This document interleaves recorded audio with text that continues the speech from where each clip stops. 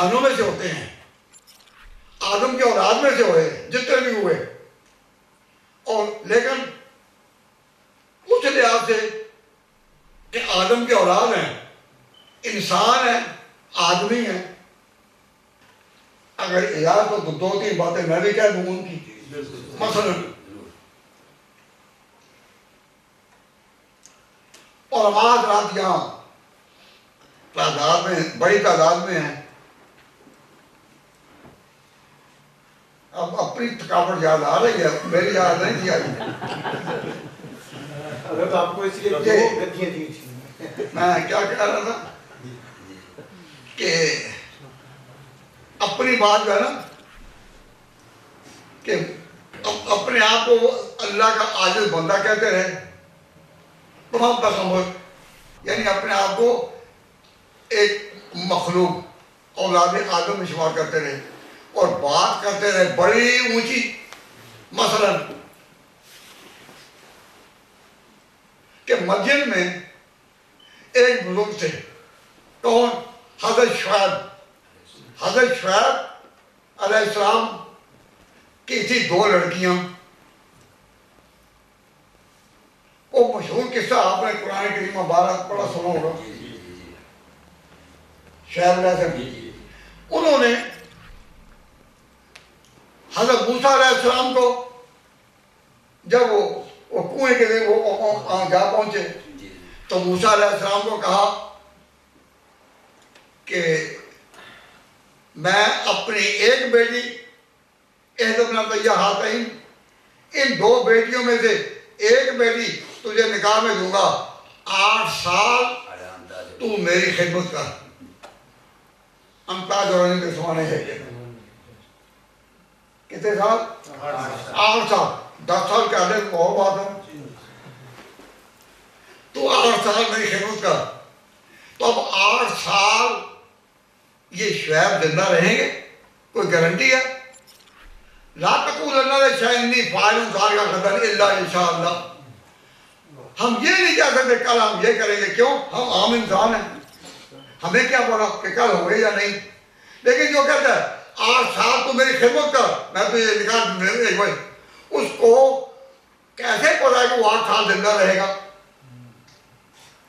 منہ انسان کا ہے. 8 سال بھائی علماء بتائیں کہ حضرت نے جب یہ کہا کہ 8 سال تو میری خدمت کر میں یہ کام کروں گا، تو 8 سال اسے قبضے میں تھے؟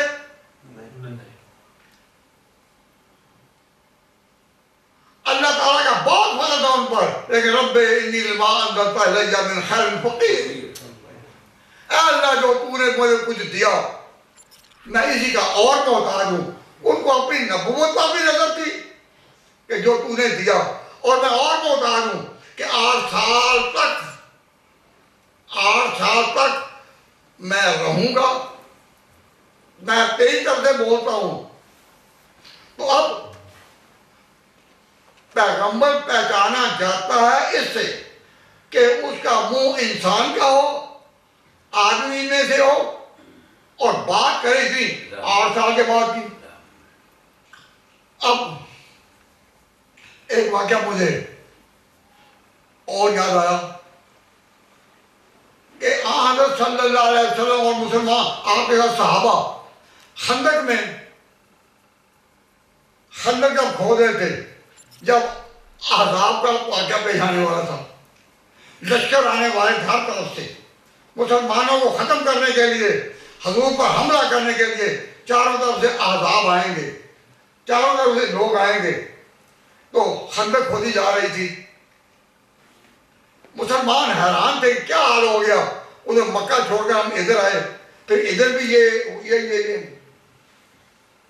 اور خندق جب کھودی جا رہی ہے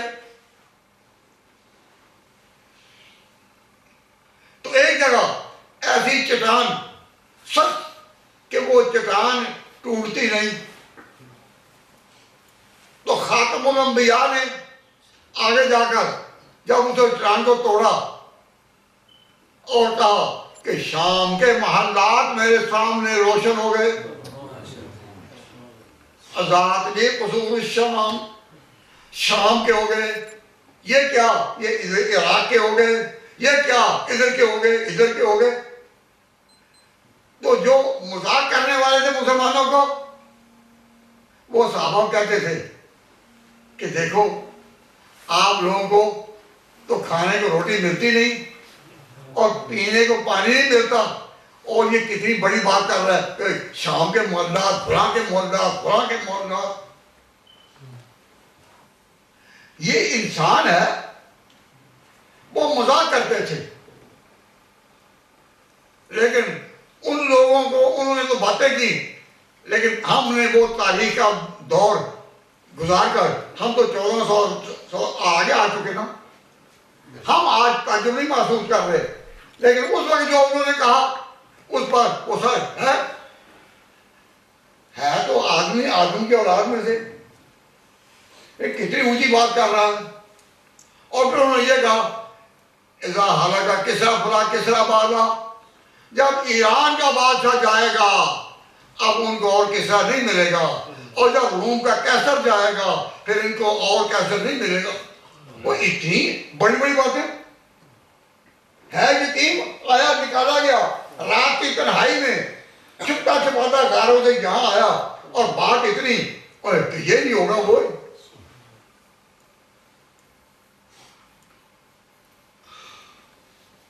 جس کو مکہ سے صرف اس لیے نکالا گیا کہ وہ ایک خدا کا نام کیوں لیتا ہے. وہ جب مکہ میں آیا تو پھر وہ وقت آیا کہ اس نے خود اپنے ہاتھ میں چھڑی لے کر جب مکہ میں داخل ہوئے کعبہ شریف میں داخل ہوئے اور بت 300 سال کے قریب رکھے ہوئے تھے تو بت کو بس چھپوڑتے اور جو ہی اس پر وہ چھڑی لگتی بت گر گیا. تو 360 بت اسی کے اشارے سے گرے جس کو نکالا گیا تھا رات کی تنہائی میں وہ گیا تھا. تو بات بڑی کبھی ہو سکتی ہے کہ پیچھے خدا بول رہا ہو پیچھے خدا نے کھڑا کیا ہو. اب حضور صلی اللہ علیہ وسلم جب کہہ رہے تھے ایسا ہوگا تو خود بولتے تھے یا بلائے جاتے تھے بول تو پیچھے. تو پیغمبر بولتا ہے اس خزانہ غیب کی طرف سے اور جب خزانہ غیب کی طرف سے بولتا ہے تو پھر صداقت کے پھول کھلتے ہیں.